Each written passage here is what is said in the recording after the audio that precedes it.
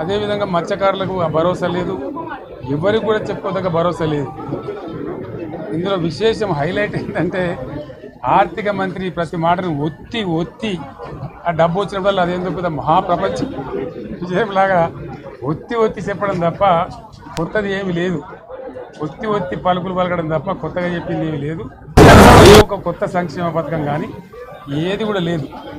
మహిళల పట్ల కూడా చాలా స్పష్టంగా చెప్పాల్సిన అవసరం ఉండే, కానీ వాళ్ళు మేము 1,00,000 కోట్లు ఇస్తాం అన్ని రుణాలు, ఆ రుణాలు వీలేదో ఇస్తున్నట్టుగా అది ఆల్రెడీ ఉన్న స్కీమే, నథింగ్ న్యూ అబౌట్ ఇట్, ఏమి లేదు. వెరసి ఇష్యూ యాజ్ ఏ హోల్. దురదృష్టం ఏంటంటే, చాలా బ్యాడ్ లక్ ఏంటంటే, మేము కూడా ప్రభుత్వం ఏర్పడిన తర్వాత కనీసం ఒక 6 మాసాల సమయం వాళ్ళకి ఇవ్వాలని మేము అనుకున్నాం. నేను కూడా శాసనసభకు పెద్దగా రాలేదు, కానీ ఈరోజు బడ్జెట్ చూస్తే ఏ ఒక్క పాలసీ ఫార్ములేషన్ జరగలేదు. రాష్ట్రానికి సంబంధించినటువంటి ఏ ఒక్క విషయంలో కూడా ఈ అర్బక ప్రభుత్వం ఇప్పటి వరకు పాలసీ ఫార్ములేషనే చేసినట్టుగా కనపడతలేదు. వ్యవసాయం ఉంది, మాకు స్పష్టమైన అవగాహన ఉండే ఈ రాష్ట్రంలో వ్యవసాయ స్థిరీకరణ జరగాలని మేము 2 పంటలకు కూడా ఇచ్చినాం రైతు బంధు. వీళ్ళు ఎగ్గొడతామని చెప్తా ఉన్నారు.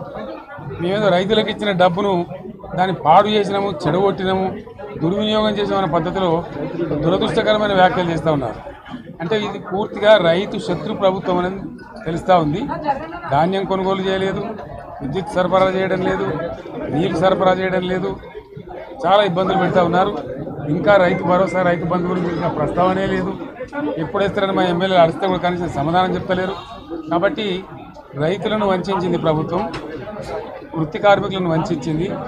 ఒక్క పాలసీ, ఇండస్ట్రియల్ పాలసీ ఏమిటి? ఏమి లేదు. బట్టి గ్యాస్ ట్రాష్ పంచరంగం ఈస్మాన్ కలర్ లాగా చెప్పడం తప్ప, స్టోరీ టెల్లింగ్ లాగా ఉన్నది తప్ప బడ్జెట్ చెప్పినట్టు లేదు. రాష్ట్రంలో వ్యవసాయ పాలసీ ఏమిటి, పారిశ్రామిక పాలసీ ఏమిటి, ఐటీ పాలసీ ఏమిటి, ఇంకా ఇతర అనేక పాలసీలు, పేద వర్గాలకు సంబంధించిన పాలసీ ఏమిటి అనే దాని మీద ఏ ఒక్క దాని మీద కూడా గ్యాసు ట్రాషే తప్ప, చిల్లర మల్లర ప్లాట్ఫామ్ స్పీచ్ లాగా ఉంది తప్ప అది బడ్జెట్ ప్రసంగం లాగా లేదు.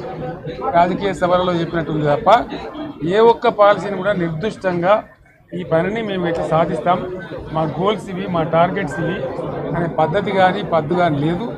ఇది పేదల బడ్జెట్ కాదు, రైతుల బడ్జెట్ కాదు, యువల బడ్జెట్. విశ్లేషణలో మీకు తెలుస్తుంది.